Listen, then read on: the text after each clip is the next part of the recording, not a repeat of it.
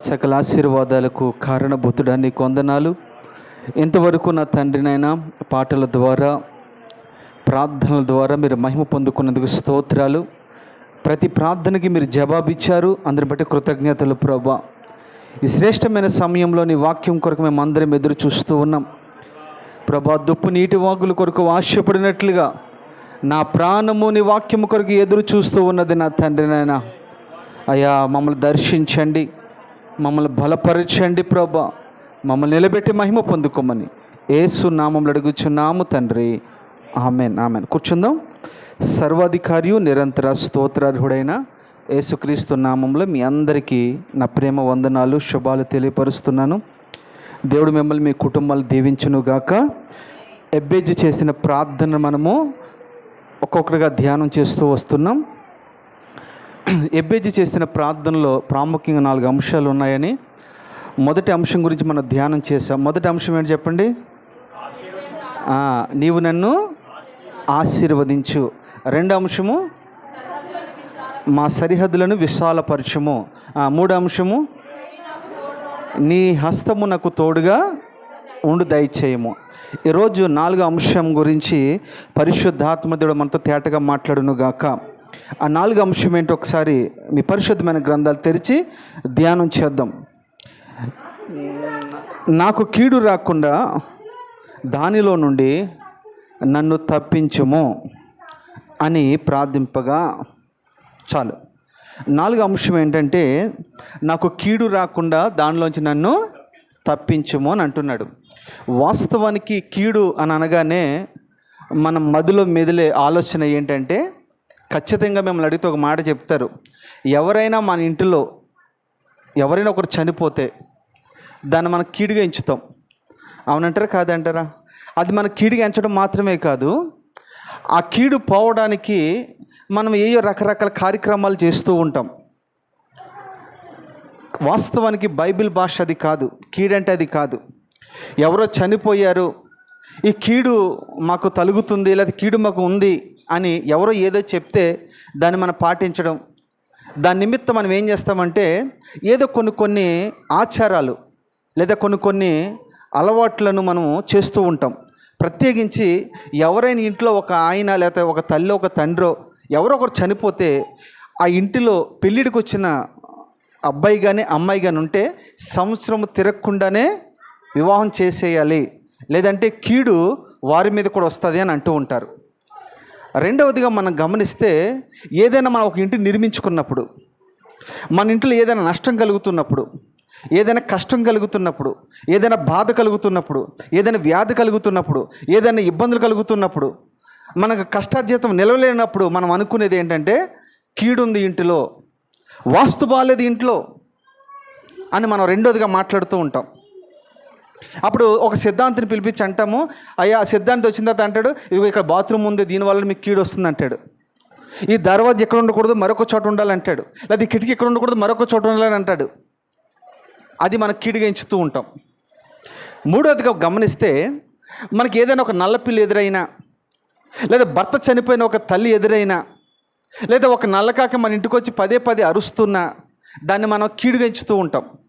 ఇవి మూఢనమ్మకాలని, ఇవి Bible accept చేయదని, వీటిని మనం నమ్మకూడదని స్పష్టంగా ఒక దైవజనుడిగా నేను మీకు చెప్తూ ఉన్నాను. ఇంటిలో ఏముండదండి, కీడంటే మనకి ఏముండదు. ఎబ్బేజు ఒక రకంగా ఆలోచన చేస్తే మనం, అతనికి వివాహం కాలేదు కదా, ఎబ్బేజు ఎలా ప్రార్థన ఎందుకు చేశాడు? కీడు నుంచి తప్పించన్నాడు. అసలు మన కీడు చేసేవాడు ఎవడున్నాడు? వాస్తులో మన కీడు, ఎవరైనా చనిపోతే మన కీడా? బైబిల్ అలా అంటలేదు. ఏమంటుంది తెలుసా? ఒకరి జన్మదినము కంటే ఒకరి మరణ దినము మేలు అంటుంది బైబిల్. కానీ మనం ఏమనుకుంటామంటే కీడు, ఒక అతను చనిపోతే, ఒక తల్లి ఒక తండ్రి చనిపోతే కీడు అంటారు. ఒక సంఘటన చెప్తాను, మా కుటుంబంలో జరిగిన యథార్థమైన సంఘటన చెప్తాను. నేను కీడంటే నాకు గుర్తొచ్చిన మాట చెప్తా. చాలా సంవత్సరాల క్రితం, దరిదాపుగా 12 సంవత్సరాల క్రితం, దేవుని పిలుపునందుకుని మా పాప వెళ్ళిపోయింది. అప్పుడు మేము ఒక ఇంట్లో రెంట్కుంటున్నాం. వాళ్ళు బ్రాహ్మణ్స్, వాళ్ళ ఇంట్లో మేము రెంట్కుంటే మేము చనిపోయి మేము బాధపడుతుంటే వాడు అంటాడు, ఈ శవం తీసేయండి, పొద్దుగొగ్గిపోతుంది, చీకటి పడుతుంది, ఇది మాకు కీడు. మేమేమో ఆ పాపను పట్టుకుని ఏడుస్తూ ఉంటే ఆ సమయంలో వాళ్ళు మమ్మల్ని ఓదార్చపోగా, మమ్మల్ని ధైర్యపరచపోగా వాళ్ళు అన్న మాట ఏంటో తెలుసా? తీసివేయండి ఇక్కడి నుంచి. ఆ సందర్భంలో ఏం చేయాలి నాకు అర్థం కాక నేను ఈ వాస్తవం కూడా ఫస్ట్ అని చెప్తున్నాను. నేను ఆ సమయంలో ఏం చేయక తెలియక ఒక మందిరంలోకి తీసుకుని వెళ్ళడం జరిగింది. ఎందుకు ఈ విషయం మీకు చెప్తూ ఉన్నానంటే, మన ఇంటిలో ఒక తల్లి చనిపోయినా, ఒక తండ్రి చనిపోయినా, ఒక పాప చనిపోయినా, ఎక్కడైనా మనం రెండింటుకుంటే కనుక ఖచ్చితంగా వాళ్ళు అనే మాట అదే. పైగా మన ఎదురుగానే పసుపు నీళ్ళు వేస్తారు, శుభ్రం చేస్తూ ఉంటారు. ఈ లోక ఆచారాలు అంత భయంకరమైనవి, లోక పద్ధతి అంత భయంకరమైనవి. వాటికి మనము దూరంగా ఉండాలి. నిన్ను లోకం నుంచి దేవుడు ప్రత్యేకించాడు కదా, లోక ఆశ్రయం నుంచి ప్రత్యేకించాడు కదా, లోక పద్ధతుల నుంచి ప్రత్యేకించాడు కదా.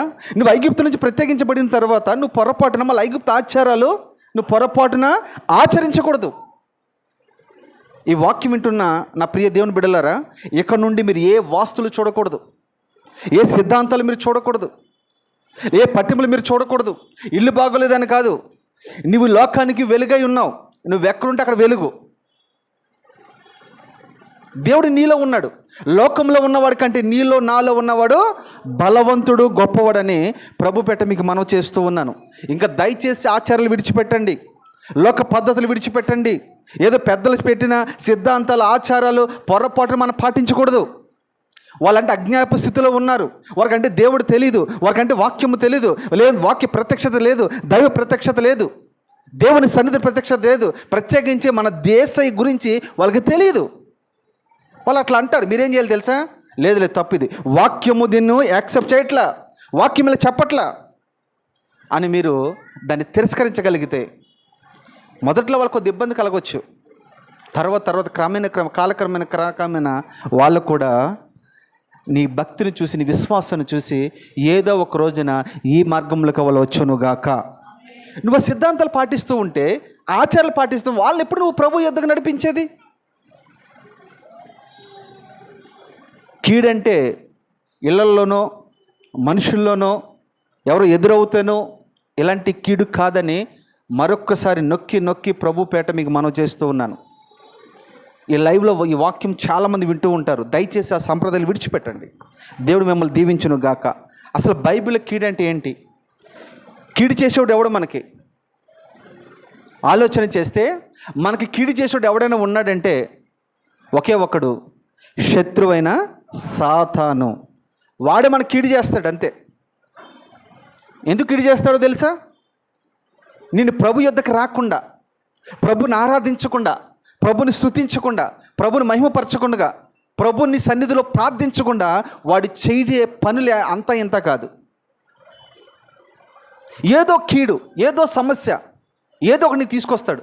ప్రత్యేకించి మీరు గమనించండి, ఆదివారమే మీకు ఏదో ఒకటి పనే ఆడు చూపిస్తాడు. ఇలా శుక్రవారం రోజు ప్రేయర్ ఉంది, ఈరోజు ఏదో పని చూపిస్తాడు. ఎవరు వస్తామో పోవటం ఏదో జరుగుతూ ఉంటుంది. ఎందుకు? దేవునికి నువ్వు దగ్గర అవటం వాడికి ఇష్టం లేదు కనుక. వాడు ఎలా డైరెక్ట్గా వచ్చి ఏదో 2 కొమ్ములు వేసుకుని, నల్ల బట్టలు వేసుకుని ఇలా వచ్చి నీ మీద యుద్ధం చేయడు. నీ ఇంటి వారి ద్వారానే నిన్నేం చేస్తాడంటే దేవుని సన్నిధికి దూరం చేస్తూ ఉంటాడు. ఎందుకంటే దేవుని సన్నిధి చాలా బలమైనది. ఆ బలమైన సన్నిధి వాడు కొన్ని సంవత్సరాలు అనుభవించాడు. గర్వించి దేవుని సన్నిధిని దూరం చేసుకున్నాడు. నేను దూరం అయిపోయాను కనుక వీరెవ్వరు కూడా దేవుని సన్నిధికి వెళ్ళకూడదు, ఆ పరలోకపు అనుభవాలని, ఆ పరలోకపు వైభవాన్ని ఎవరు అనుభవించకూడదని వాడు పన్నిన పన్నంగం అంతా ఇంత కాదు. దేవుని సన్నిధిలో సంపూర్ణమైన సంతోషము కలదని కీర్తనకారుడు మాట్లాడుతూ ఉన్నాడు. ఆయన సన్నిధిలో సంపూర్ణ సంతోషం ఉంది, ఆనందం ఉంది, ఐశ్వర్యం ఉంది, ఆరోగ్యం ఉంది. ఇక్కడ మనం రాకుండా వాడు అడ్డగిస్తూ ఉంటాడు. ఏదున్నా లేకున్నా, మళ్ళీ చెప్తున్నాను, దేవుని సన్నిధిని మీరు విడిచిపెట్టవద్దని ప్రభు పెట్ట మీకు మనవి చేస్తున్నాను. మీకు నిజంగా ఏదైనా జ్వరం వచ్చినా ప్రభు సన్నిధికి రండి, దేవుడు మిమ్మల్ని స్వస్థపరచునుగాక. కీడు గురించి యేసుక్రీస్తు ప్రభుల వారు ఏమన్నారో ఒక మాట మనం చదువుకుందాం. మీ పరిశుద్ధమైన గ్రంథాలు తెరిచి మత్తయి సువార్త 6వ అధ్యాయము 13వ వాక్యం చదువుకుందాం.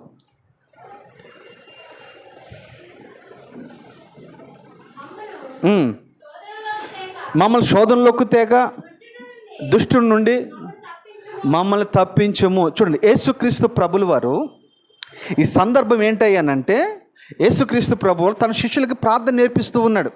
ఆ పై వచనాలు మీరు చదువుకుంటూ ఇంటికి వెళ్ళిన తర్వాత వారు వచ్చి అడుగుతారు, అయ్యా యోహాను తన శిష్యులకు ప్రార్థన నేర్పించినట్లుగా నీవు మాకు ప్రార్థన చేయి నేర్పించమంటాడు. ఆ మాట వీళ్ళు అన్నప్పుడు ప్రభు వారికి ప్రార్థన నేర్పించే సందర్భంలో ఈ మాట వాడాడు. మొట్టమొదటిగా ఆయన ప్రార్థనలో మీరు గమనిస్తే ఏమంటున్నాడు అక్కడ? పరలోకముందు ఉన్న మా తండ్రి, నీ రాజ్యం వచ్చునుగాక,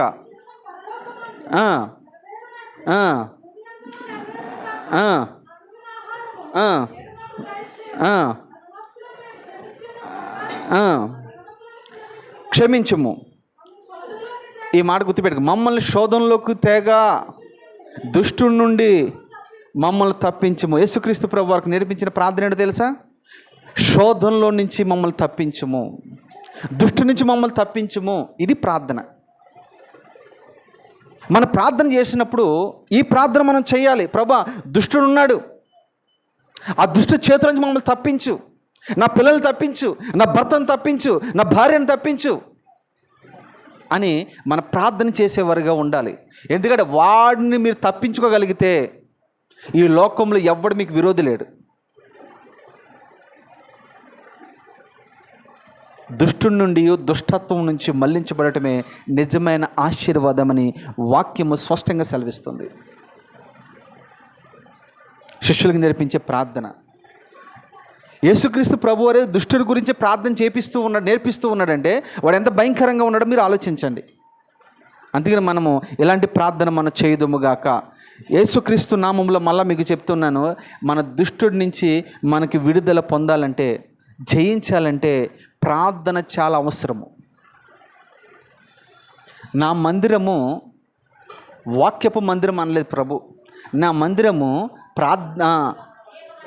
చెప్పండి, పాటలు పాడే మందిరం అనలా. నా మందిరము ఆరాధించే మందిరం అనలా. ఆయన వాడిన మాట ఒకే ఒకటి, నా మందిరము సమస్త అన్య జనులకి ఇది ప్రార్థనా మందిరము. ప్రార్థన నిన్ను తప్పిస్తుంది. భక్తులందరూ మీరు గమనిస్తే వాళ్ళకి శ్రమ వచ్చినప్పుడు, వాళ్ళకి శోధన వచ్చినప్పుడు, వాళ్ళకి బాధ వచ్చినప్పుడు, శత్రు భయం వారికి వచ్చినప్పుడు వాళ్ళు చేసే పని ఏంటి తెలుసా? ఒకే ఒక్క పని, గోని బట్ట కట్టుకుని దేవుని సన్నిధికి వెళ్ళి ఉపవాసం ఉండి ప్రార్థించి ఆ కీడు నుంచి వాళ్ళు తప్పించబడుతూ వచ్చారు. నీకు ఏదైనా కీడు జరుగుతుందా, నష్టం కలుగుతుందా, నువ్వు వెంటనే మోకరించాలి. మోకాళ్ళ మీద నిలబడు, ప్రార్థన చేయి. ఏ కీడైతే నీ మీదకి వస్తుందో ఆ కీడు నా ప్రభు ఏం చేస్తాడు తెలుసా? తొలగిస్తాడు, తప్పిస్తాడు. నెంబర్ 1, ప్రార్థనలో మనము ఈ రీతిగా ప్రార్థన చేసేవారుగా ఉండాలి. రెండోదిగా మీరు గమనిస్తే యోహాను సువార్త 17:15 కూడా చదవండి. 17:15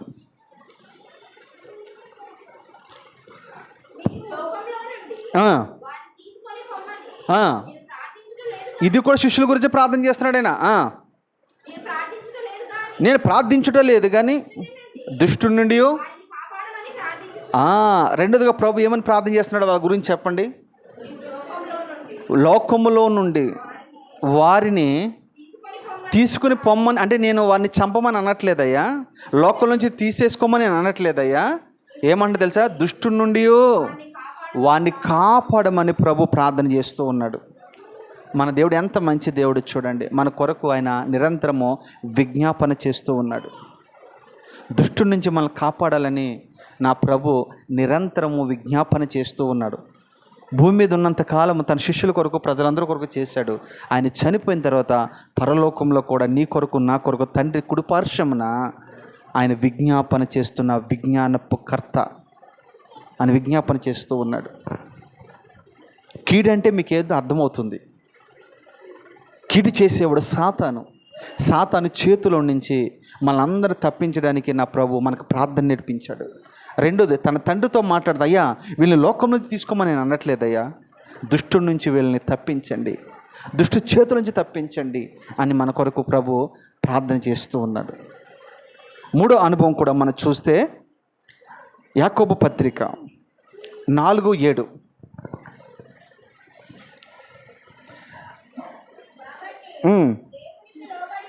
దేవునికి లోబడి ఉండుడి, అపవాదిని ఎదురించుడి. చాలు, అప్పుడు వాడిని యొద్ద నుండి పారిపోవును. చూడండి, మనం ఏం చేయాలి? వాడిని ఏం చేయాలి? మనం ఎలాగైతే వాడు వెళ్ళిపోతాడు, పారిపోతాడు, అసలు వాడు ఎక్కడెక్కడ తిరుగుతూ ఉన్నాడు అనేది మీరు చూస్తే పేతురు రాసిన 1 పత్రిక 5:8-9 మీరు చదవద్దు. వాడు గర్జించు సింహం వలె ఎవరిని మృంగుదునని అటు ఇటు తిరుగులాడుచూ ఉన్నాడు. వాడి చేతికి మనం చిక్కకుండా, వాడి నోటికి మనం చిక్కకుండా ఉండాలంటే మనం ఏం చేయాలి తెలుసా? వాడితో మనం యుద్ధం చేయలేము, కానీ మనం ఏం చేయాలి తెలుసా? ప్రభుకు లోబడాలి, ప్రభుకు విధేయత చూపాలి, ప్రభు మాట వినాలి, ప్రభును మనము అర్థం చేసుకుని ప్రభుకు మనం సరెండర్ అయిపోవాలి. అప్పుడు నీ పక్షమున ఆయన యుద్ధం చేస్తాడు. మనం వాడితో యుద్ధం చేయలేం, ఎందుకంటే వాడు చాలా బలవంతుడు. వాడిని జయించాలంటే మన వల్ల కాదు. అయితే ముందుగా జయించిన మన తండ్రి ఉన్నాడు, ఆయన యేసుక్రీస్తు ప్రభుల వారు. మనం ఏం చేయాలంటే ఆయనకు లోబడితే, ఎవరికి లోబడితే? ఆయనకి లోబడితే ఏమవుతుందంటే అక్కడ మళ్ళీ చదువు అన్నమాట.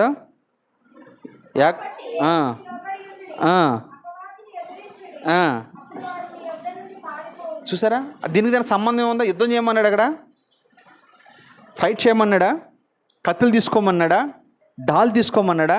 ఏమీ లేదే. ఏమంటున్నాడు అక్కడ? మీరు దేవునికి లోబడండి. అప్పుడు ఏమవుతుందంట? అపవాది ఎదిరించండి. ఆయనకు లోబడితే చాలు. మనము యేసయ్యకు లోబడుతున్నామా? ఆయన మాటకు లోబడుతున్నామా? ఆయన వాక్యానికి లోబడుతున్నామా? ఆయన సేవకునికి లోబడుతున్నామా? ఆలోచన చేయండి. ఎంతమంది లోబడుతున్నారు? మీరు లోకాన్ని జయించాలంటే, పాపమును జయించాలంటే, శాతాన్ని జయించాలంటే మనం దేవునికి లోబడితేనే దేవుడు మీ పక్షాన నిలబడి యుద్ధం చేస్తాడని వాక్యం స్పష్టంగా సెలవిస్తుంది. నువ్వు ప్రభు సన్నిధిలో కనబడవచ్చు, వినబడవచ్చు, ఏదైనా చేయొచ్చు, కానీ లోబడే అనుభవం నీకు లేకపోతే సాతాను మనము జయించలే. స్పష్టంగా వాక్యము సెలవిస్తూ ఉంది. ఎందుకు ఈ విషయాలు చెప్తూ ఉన్నానంటే, కీడు నుంచి మనం తప్పించబడాలంటే మనం దేవునికి లోబడేవారుగా, విధేయత చూపేవారుగా ఉండాలని ప్రభు పేట మీకు మనవి చేస్తూ ఉన్నాను. 2 తిమోతిలో రాసిన పత్రిక కూడా ఒకసారి చదువుదాం. 4:17.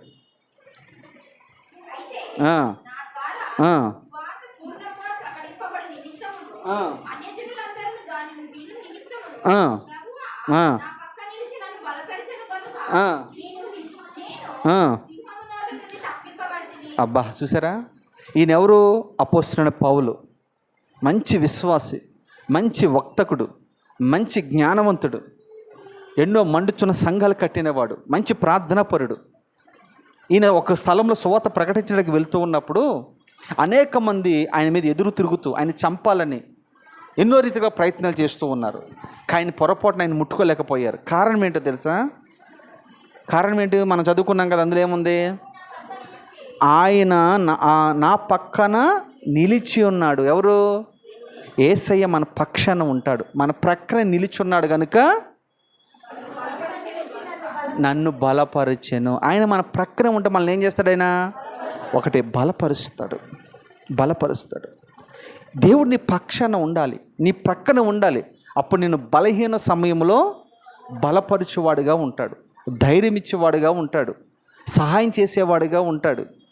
చూడండి, ఎంతోమంది పౌల్ని చంపాలని ఎన్నో రీతిగా ప్రయత్నాలు చేశారు. ఒక మాటలో చెప్పండి, బైబిల్ అంతట్లో కూడా క్రొత్త నిబంధన దరిదాపుగా రాసిన వ్యక్తి ఎవరన్నారంటే పౌలే.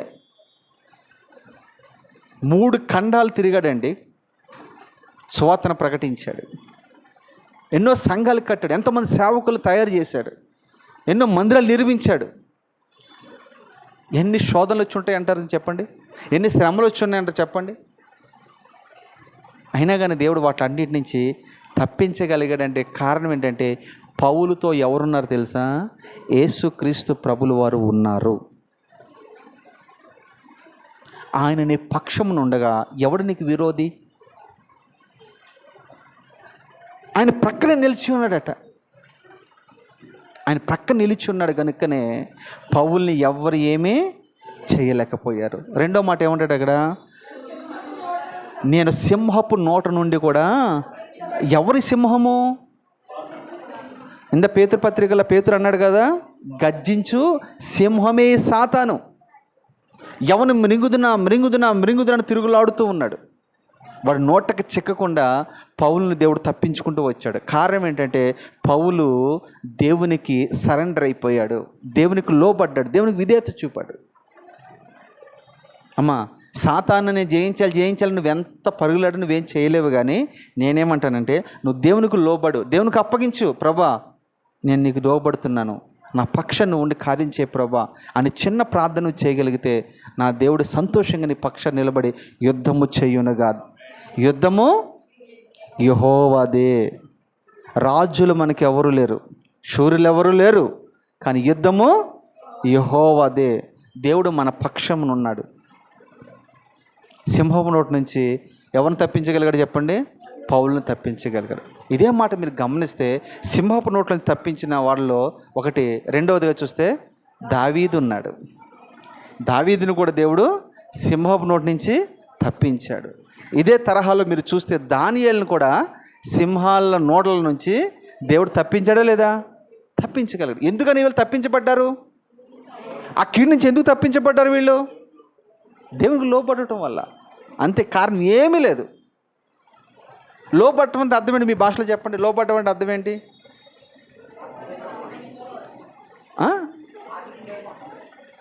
లోబడటం అంటే ఆజ్ఞ గైకొనడం కాదు. లోబడటం అంటే, అయ్యా మాకంటూ ఏది లేదు కానీ సమస్తము నీవే, ఆయన మనకి లోబడిపోవటం అంటే సరెండర్ అయిపోవటం. మనం ఏదైనా ఒక పని చేసామనుకోండి, వెంటనే మనము లోబడి వ్యక్తులమైతే దైవజనుడి దగ్గరికి వచ్చి, అయ్యా మేము ఈ పని చేయాలనుకుంటున్నాం, చేయమంటారా వద్దా? దాన్ని లోబడటం అంటారు. మీరేమంటారంటే మీకు లోబడేదేముంది, దేవునికి లోబడతామంటారు మీరు. కానీ నేనేమంటానంటే మాకు లోబడిందే దేవునికి లోబడితే అన్నది ఎవరు చెప్తారు చెప్పు? అవునంటారా కాదంటారా? మీరు చేసే క్రియలు భూమి మీద కనబడాలి, అప్పుడైతే పరలోకంలో నెరవేర్చబడితే కనపడతాయి. అంతేగాని మీకు లోబడంగానే మేము డైరెక్ట్గా దేవునికి లోబడతామంటారు కొంతమంది. మా ద్వారానే దేవుడు మీతో మాట్లాడుతున్నాడు. మీ దగ్గర స్పష్టంగా ఎవరితో మాట్లాడేటప్పుడు నీతో మాట్లాడాడు. ఏమని మాట్లాడాడు?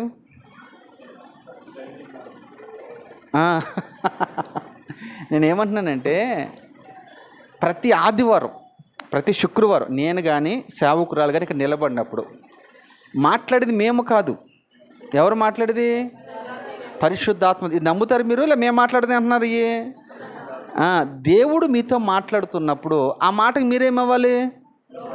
లోబడాలి.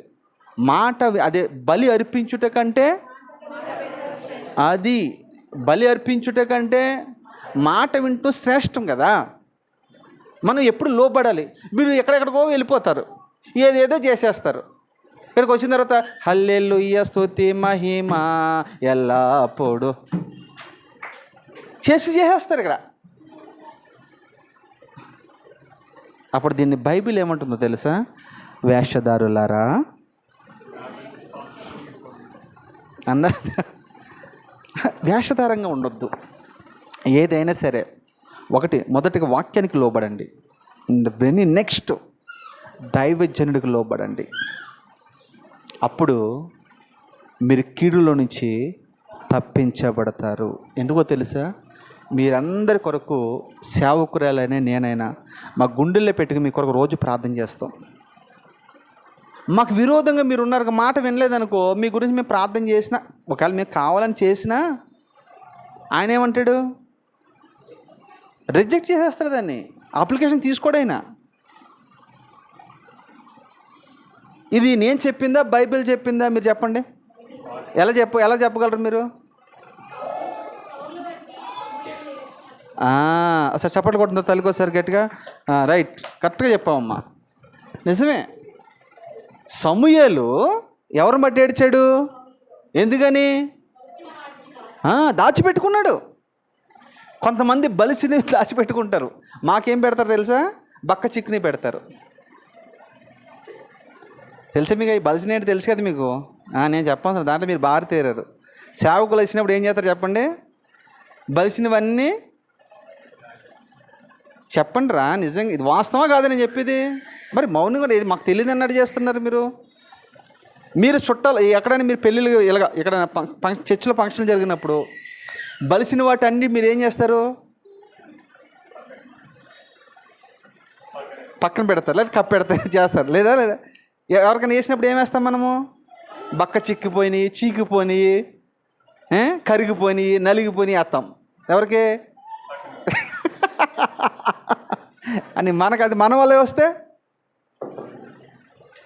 ఆ పక్కన అనుకుంటే ఇదేంటి ఇదే ప్లేట్లో నాకేసాడు, ఇదే వడ్డు నెక్స్ట్ ఈడికి వెళ్ళింది, ఈడికి ఇంతలా వచ్చింది, బలిసిని పడ్డాయి ఏంటి ఈడికి? చూసారా? పక్షపాతం అంటారు దాన్ని. ఏమంటారు?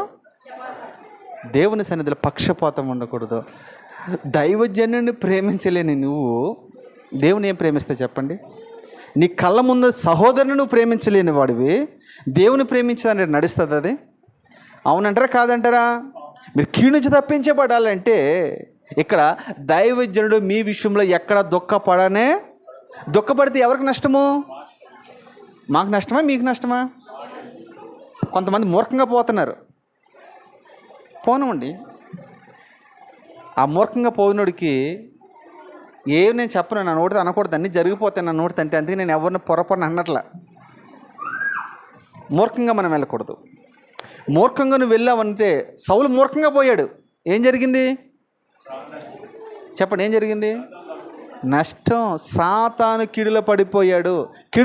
అంతే.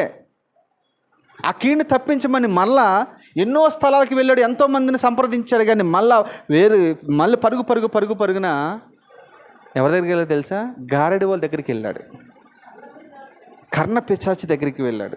అక్కడికి వెళ్ళి మళ్ళా ఏ వ్యక్తికైతే దుఃఖాన్ని కలిగించాడో, ఏ వ్యక్తినైతే బాధ పెట్టాడో ఆ వ్యక్తిని మళ్ళా పిలిపిస్తున్నాడు. చనిపోయిన వారు తిరిగి వస్తారా అనే సబ్జెక్ట్ నేను చెప్పినప్పుడు ఇది వివరంగా చెప్తాను మీకు. ఇక్కడ మీరు గమనించవలసింది ఏంటంటే, ఇక్కడ అపోస్తలుడైన పౌలుని దేవుడు తన కుడి పక్కనే ఉన్నాడు, తన నీడగా ఉన్నాడు. సింహపు నోట్లోంచి తప్పించాడు, దావీదుని తప్పించాడు, తర్వాత దానియేలుని తప్పించాడు, తర్వాత శాంసన్ తప్పించాడు, తర్వాత పేతురు సాతానుని జల్లిడి పట్టాలనుకుంటున్నాడయ్యా, సాతాను తప్పించాడు, పేతురుని తప్పించాడు. ఎంతోమందిలో ప్రభు తప్పించుకుంటూ వచ్చాడు. కారణం ఏంటంటే లోబడాలి మనం. ఎవరికి? దేవునికి లోబడాలి, దైవజనుడికి లోబడాలి. లోబడటంలో ఉంది నిజమైన ఆశీర్వాదము. అవునంటారా కాదంటారా? ప్రార్థనలో ఉందా? లోబడటంలో ఉందా? లోబడే దానిలోనే ఆశీర్వాదం ఉందని ప్రభు పేట మీకు మనం చేస్తున్నాను. తర్వాత ఇంకొక మాట మనం చదువుకు త్వరగా ముగిస్తాను. కీర్తన గ్రంథము 7వ అధ్యాయము 1-2 చదవండమ్మా.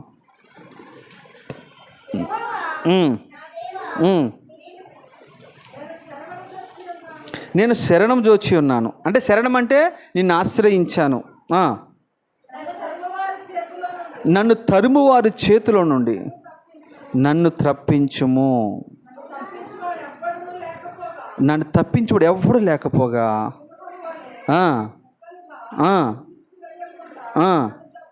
చూసారా?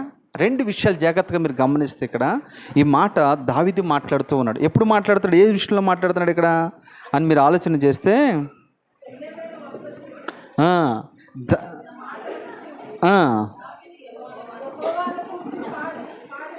అది ఇక్కడ మీరు గమనిస్తే అంటాడు, యెహోవా నా దేవా నేను నీ శరణ జోచి ఉన్నాను. శరణం అంటే ఏంటి?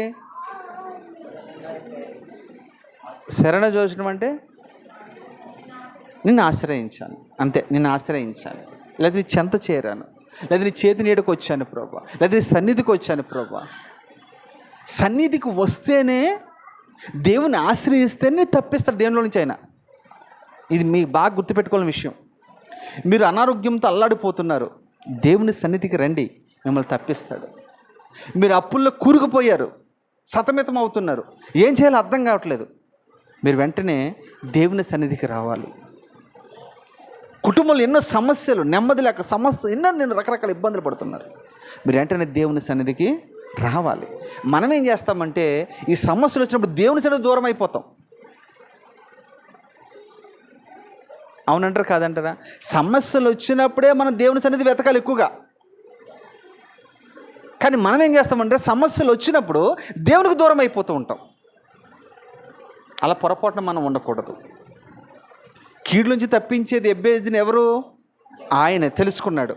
అంతే. ఎక్కడికి వచ్చాడు ఆయన? దేవుని సన్నిధికి వచ్చాడు.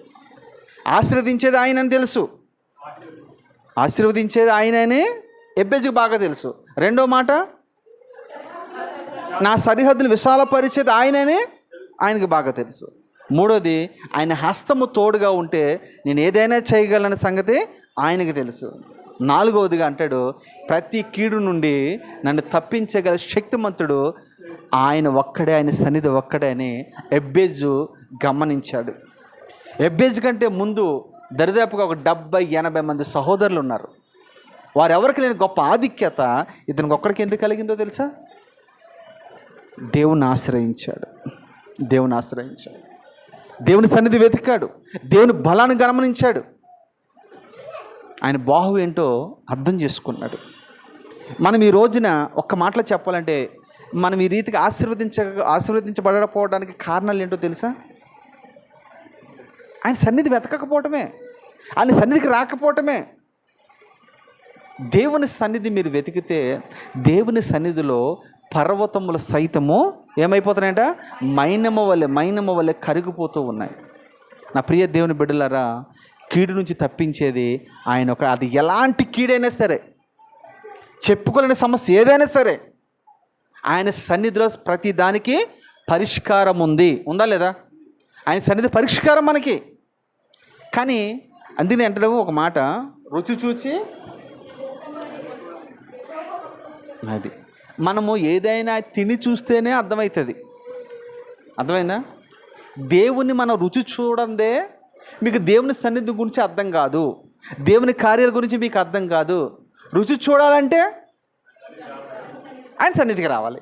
అవునంటారా కాదంటారా? దేవుని సన్నిధి రుచి చూడండి. ఎందుకు ఈ విషయం చెప్తున్నానంటే, మీరు దేవుని సన్నిధిలోకి వస్తే ప్రతి కీడు నుండి, ప్రతి సమస్య నుంచి నా దేవుడు మిమ్మల్ని తప్పించునుగాక. యెహోవా శరణు జోచి ఉన్నాను,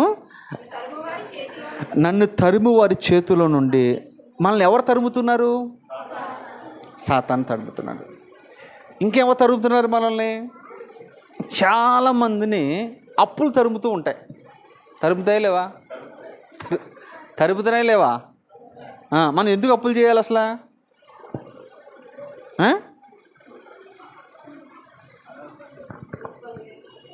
వాక్యం ఏమంటుందంటే, ఆయన ఆశ్రయించేవారు అంటే, ఆయన నమ్ముకున్నవారు అంటే అప్పిస్తారు కానీ. అంటే ఈ మాటకున్న అర్థం ఏంటి?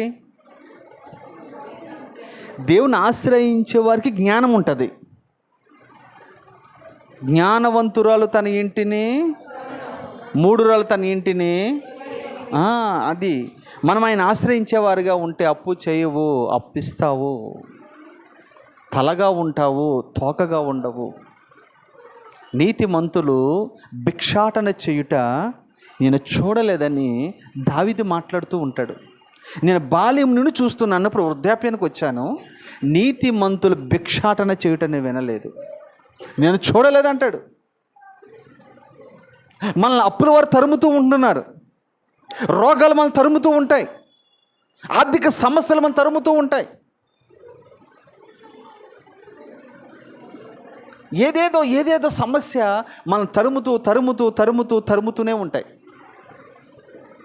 అయితే ఇక్కడ ఏమంటాడంటే, నన్ను తరుము వారి చేతిలో నుండి నన్ను తప్పించుము. చూసారా, తప్పించుము. ఎవరిని ఆశ్రయించాడు అంటే ఈ దావీదును ఎవరు తరుముతున్నారు? ఒకటి సౌలు తరుముతున్నాడు, మీకు బాగా తెలుసు. రెండోది సొంత కొడుకే తరుముతూ ఉన్నాడు. మూడోది శత్రులందరూ తరుముతూ ఉన్నారు. నాలుగోది ఇంటి వారే తరుముతూ ఉన్నారు. అవునా కదా? నిలవడానికి నీడలేని పరిస్థితి దావీదుది. సరే, ఇంటిలో ఇలా ఊర్లో ఎలా ఉంది కదా అని అడవులోకి వెళ్ళిపోయి తలదాచుకుందామంటే సింహాలు తరుముతున్నాయి, ఎలుగుబండి తరుముతూ ఉంది, నక్కలు తరుముతూ ఉన్నాయి, సర్పం తరుముతూ ఉంది. ఎన్నెన్నో దావీదును తరుముతూ ఉన్నాయి. ఇంకా దావీదు అనుకుంటాడు, ఎక్కడికి వెళ్ళినా నాకు స్థలం లేదు ఇక.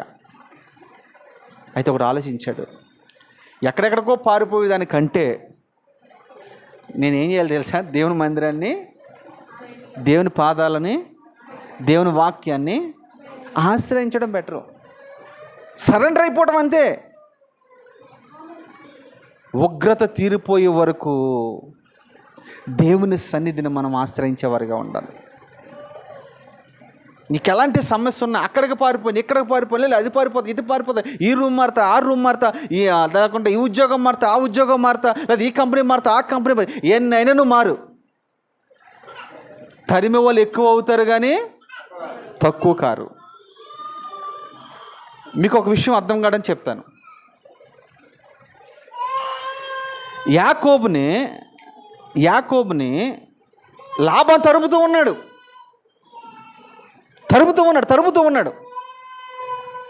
వాస్తవానికి యాకోబు ఏం తప్పు చేయలే. ఎప్పుడు? రెండో పర్యాయం మామ దగ్గర ఉన్నప్పుడు తరుముతూ ఉంటే యాకోబు దేవునికి సరెండర్ అయిపోయాడు. అప్పుడు దేవుడు జోక్యం చేసిన అంటాడు, లాబాను, యాకోబు విషయంలో మంచే కానీ చెడే కానీ నువ్వు మాట్లాడకూడదు. ఒకవేళ మాట్లాడావా నువ్వు చస్తావు, జాగ్రత్త అని వార్నింగ్ ఇచ్చాడు. ఎందుకు ఈ విషయం చెప్తున్నా తెలుసా? నువ్వు ఆయన ఆశ్రయించిన తర్వాత ఎవరైతే ఈ అప్పులలో అయితే నేను తరుముతూ ఉన్నారో అప్పులలో నా దేవుడు గద్దించునుగాక, వాళ్ళతో మాట్లాడునుగాక, వాళ్ళని సరిచేయునుగాక, వాళ్ళ గుండెల్లో నా దేవుడు భయాన్ని పుట్టించునుగాక, వెన్నులో వణుకును పుట్టిస్తాడు. మనం ఎవరిని ఆశ్రయించామో? దేవును. దావీదుకి బలం లేదా? ఏమ్మా, దావీదుకి బలం ఉందా లేదా? ఏంది ఇది మాకు ఇది?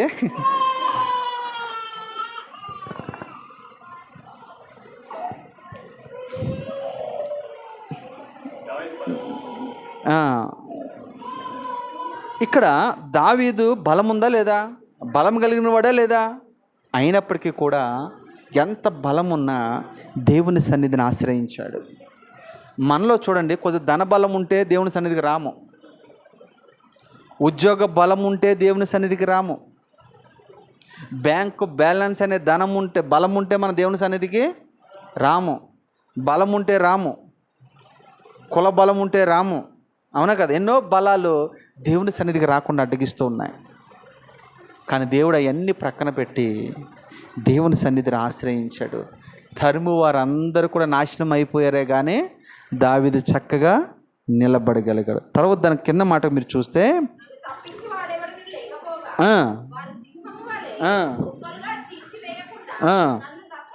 చూసారా, నన్ను తప్పించుడు ఎవడో లేడు అంటే ఆ మాట ఎంత బాధతో మాట్లాడారో తెలుసా? ఆ మాట మీకు దావీదుకి ఎవరు లేరా? తండ్రి ఉన్నాడా లేదా? తల్లి ఉందా లేదా? అన్నదమ్ములు ఉన్నారు లేదా? వాళ్ళు చాలా బలవంతులు. మళ్ళా బంధు బలం ఉంది, కండ బలం ఉంది, గుండు బలం ఉంది, ధన బలం ఉంది, అన్ని బలాలు ఉన్నాయి ఎవరికి? దావీదుకి. కానీ వాళ్ళు ఎవరిని తప్పించలేకపోతున్నారయ్యా, అందరూ నన్ను విడిచిపెట్టేశారయ్యా అని దేవుని ఆశ్రయించాడు. దేవుడు తనని ఏం చేయాలి చెప్పండి? ఎవరి చేతిలో నుంచి?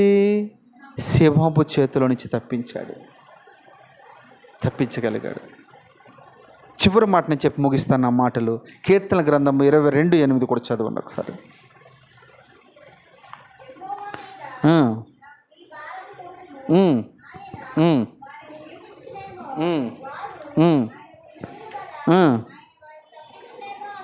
చూసారా, ఈ మాట అండర్లైన్ చేసుకున్నాం. ఫైనల్ మాటలో చెప్పి నేను ముగిస్తాను. మనం చివరిగా మనం తప్పించబడాలంటే మనం ఏం చేయాలి చెప్పండి?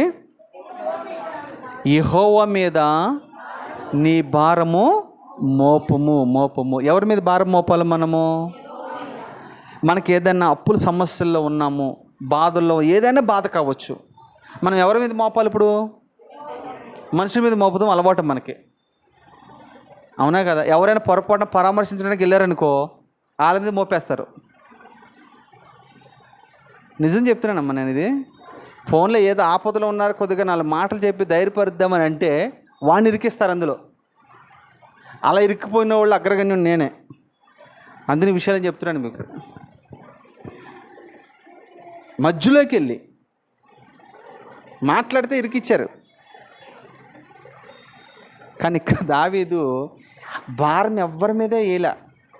ఎవరి మీద వేశాడు? మనం ఎవరి మీద భారం వేయకూడదు. నీ భారం భరించువాడు, మళ్ళీ చెప్పు, నీ భారం భరించువాడు. ఏ భారమైనా సరే, ఇప్పుడు మన వాళ్ళు ఉన్నారు, మన తల్లిదండ్రులు ఉన్నారు, లేకపోతే అత్త మామలు ఉన్నారు, వాళ్ళ మీద ఎంత భారం మోపుతావు? కొంతమంది అత్త మామల మీద పడి ఇంకా బాధపడతారు, ఇంకా బాధ పెడుతూనే ఉంటారు. భారం అంతా వాళ్ళ మీద వేస్తారు. మీలో అలాంటి వాళ్ళు లేరు, కానీ కొంతమంది సంగతి చెప్తున్నా. ఈడు అప్పులు చేయడం ఏంటి, భారం వాళ్ళ మీద వేయడం ఏంటి? ఆలోచన చేయండి. మనం ఏ మనుషుడి మీద భారము మరి ఎవరి మీద వేయాలి? ఆయన చెప్పాడు ఏమని? ఏమన్నాడు ఆయన?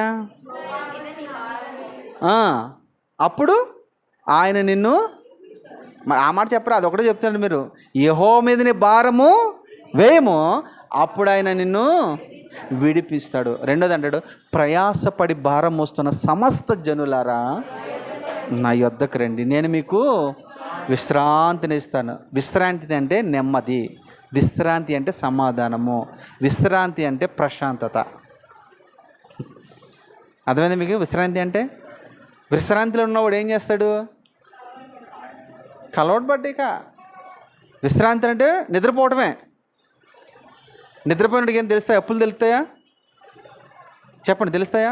ఏమో చక్కగా నిద్రపోతూ ఉంటాడు. విశ్రాంతిని ఇస్తానన్నాడు ఆయన, నెమ్మదిని ఇస్తానన్నాడు, శాంతిని ఇస్తానంటున్నాడు, సమాధానం ఇస్తానంటున్నాడు. ఇచ్చినోడి దగ్గర మానేసి యువన దగ్గర పరిగెడతాం మనం. ఇదేం కర్మరా బాబు, నాకు అర్థం కాదు అసలు. ఆయన ఏమంటున్నాడు? పిలుస్తున్నాడు. ఎవరైతే అప్పుల్లో ఉన్నారో రండి, ఎవరైతే అనారోగ్యాలతో బాధపడుతున్నారో రండి, ఎవరికైతే ఉద్యోగాలు లేవో రండి, ఇంకా ఎవరైతే కుటుంబంలో అసమాధానంతో ఉన్నారో రండి. ఆయన పిలుస్తున్నాడు అందరినీ. నేను ఇక్కడ రండి బాబు, ఉచితంగా నేను చేస్తానంటే మనం ఏం చేస్తాము? అమ్మ ఈరోజు చర్చికి రాలేదు ఏంటంటే, అయ్యగారు రాబుద్ది అవుతలేదు అయ్యగారు, ఇంట్రెస్ట్ లేదు అయ్యగారు. ఇంట్రెస్ట్ ఏది? దేవుని సన్నిధికి ఇంట్రెస్టా? అవ్వ దేవుని సన్నిధికి ఇంట్రెస్ట్ ఏంది చెప్పండి?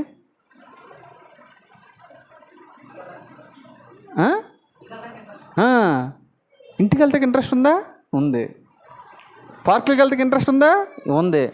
సినిమాలు చూస్తే ఇంట్రెస్ట్ ఉందా? ఫోన్లు చూస్తే ఇంట్రెస్ట్, అయితే ఇంట్రెస్ట్ ఉంటుంది. కానీ దేవుని సన్నిధిగా రావడానికి ఏముంటుంది? ఇంట్రెస్ట్ లేదు. నీ భారము భరించేవాడు ఆయననమ్మా. నీకు విశ్రాంతిని ఇస్తానన్నాడు. ఒకటి మీలో ఉండవలసిన ఒకే ఒక పెట్టుబడి ఏంటంటే ఇది విశ్వాసము అని పెట్టుబడి. నీలో విశ్వాసము ఉందనుకో, ఆయన మీదకి రా, ఆయన దగ్గరికి రా, ఆధారపడు.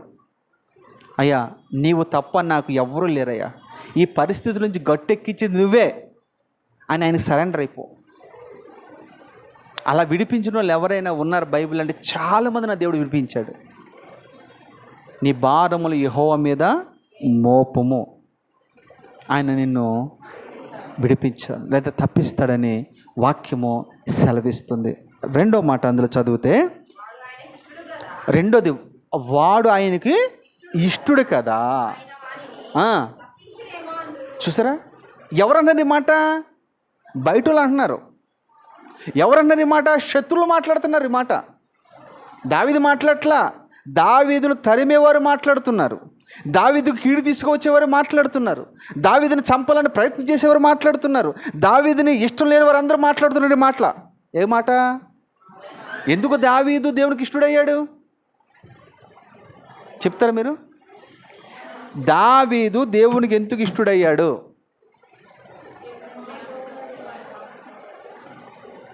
దావీదు దేవునికి ఇష్టడవుతాడు కారణాలు చాలా చాలా ఉన్నాయి. కొన్ని విషయాలు మీకు చెప్తాను. దావీదు చిన్నతనం నుండి దేవుణ్ణి ఆరాధించేవాడు, స్తుతించేవాడు, ఆయన ఘనపరిచేవాడు. ఈ కీర్తనలన్నీ దరిదాపుగా రాసింది ఎవరంటే దావీదే. అవునంటారా కాదంటారా? దావీదు. రెండోదిగా మీరు చూస్తే రాజు అయిన తరువాత మొట్టమొదటిగా మందిరాన్ని కట్టాలి అనే ప్రస్తావన తీసుకొచ్చింది ఎవరంటే దావీదే. అందుకనే ప్రభు అంటాడు కదా, దావీదు ఎవరో కాదు, నా ఇష్టానుసారుడు. ఎవరంట? నా ఇష్టానుసారుడు, నా హృదయానుసారుడు. బెర్షబా విషయంలో తప్ప ఇంకా ఎలాంటి మచ్చ, డాగు, ముడత లేనివాడు దావీదు. దావీదు దేవుడికి ఎందుకు అంత ఇష్టమయ్యాడో తెలుసా? కీడు చేసిన వాళ్ళకు కూడా మేలు చేసే మనస్తత్వం కలిగిన వాడు దావీదు. పాటలు పాడినంత మాత్రం ఇష్టం అవ్వాలా, గుర్తుపెట్టుకోండి. ఎందుకు బాగా ఇష్టమయ్యాడంటే ఈ మాట మీరు కోట్ చేసుకోండి. ఏంటో తెలుసా? శత్రువులను కూడా ప్రేమించే మనస్సు ఉన్నవాడు. సౌలు కుటుంబంలో అందరూ చనిపోయారు. సింహాసనం మీద కూర్చున్న తర్వాత ఒక మాట అన్నాడు.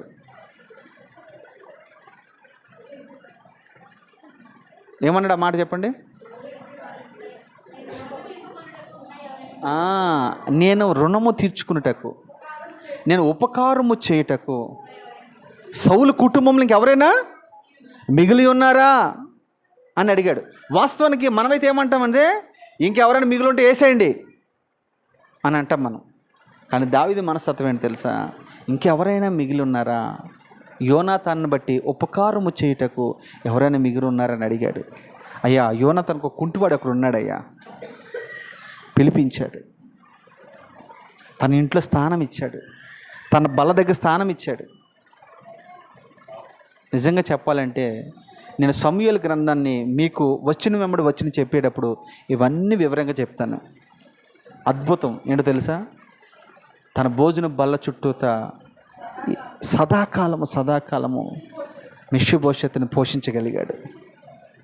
అందుకనే దావీదు మనసు దేవుని మనసు లాంటిదని వాక్యం సెలవిస్తుంది. అతడు నాకు ఇష్టడు కనుక నేను అతన్ని.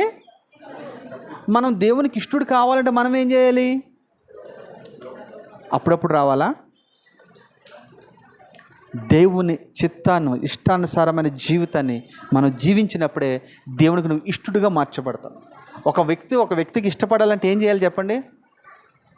ఎక్కువ శాతం మీరు చెప్పండి, ఏం చేయాలి? ఏదైనా ఇస్తానా? ఇస్తే ఆ రోజేమో రాజు అంటాడు, తర్వాత మీకు ఎలాగ అర్థం కాలేదు కదా, వాడికి భాషలోకి వెళ్ళిపోదాం. ఏదైనా మనం సహాయం చేసాడనుకో, అన్నగారు అని అంటారు, అక్కగారు. మా దైవజనులు అన్న అంత అక్క అన్నలకి ఎవరు ఉండరు అంటారు. ఏదైనా వాక్యంలో గద్దించామనుకో, అలా అన్న కాదు దున్నా ఏమంటారు, ఇలా మాట్లాడతారు. ఈ విషయాల్లో నేను ఎందుకు మీకు చెప్తూ ఉన్నానంటే, మన దైవజనుడికి లోబడే విధానానికి, దేవునికి లోబడే విధానానికి ఒకే రీతిగా మనం ఉండాలి. దేవునికి నువ్వు ఇష్టడుగా ఉంటే ప్రతి సమస్య నుంచి నువ్వు తప్పించగలుగుతాడు. ఇదే ఫైనల్గా నేను చెప్పే మాట. ఆయనకి ఇష్టడుగా ఉండాలంటే ఆయన ఆజ్ఞలను మనము గైకొనేవారుగా ఉండాలి. 10 ఆజ్ఞలు మీకు తెలుసు కదా. ఆ 10 ఆజ్ఞలు ఏ ఆజ్ఞని మీరు పోగొట్టుకున్నా మీరు ఆయనకి ఇష్టం లేనట్టే. ప్రతి ఆజ్ఞను మనము పాటించేవారుగా ఉందముగాక. ఈ మాటలు దేవుడు దీవించి ఆశీర్వదించునుగాక. ఆమేన్. ప్రార్థన చేసుకుందాం.